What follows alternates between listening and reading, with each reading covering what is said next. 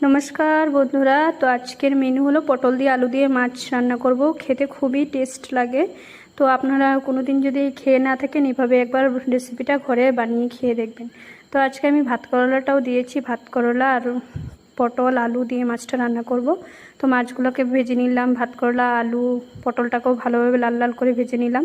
তো ফোড়নে গোটা জিরে দিয়ে দিব, দিয়ে এদিকে পেঁয়াজ কাঁচা লঙ্কা আর টমেটো পেস্ট করে দিয়ে দেব, আর আদা বাটা দেবো, আর একটু নুন দিব, দিয়ে মশলাটাকে ভালোভাবে কষাবো অল্প লো ফ্লেমে। দিয়ে দেবো লঙ্কা গুঁড়ো, হলুদ গুঁড়ো, জিরে গুঁড়ো দিয়ে ভালোভাবে কষিয়ে নেব। মশলার সাথে ভালোভাবে সবজিগুলো কষিয়ে নেব।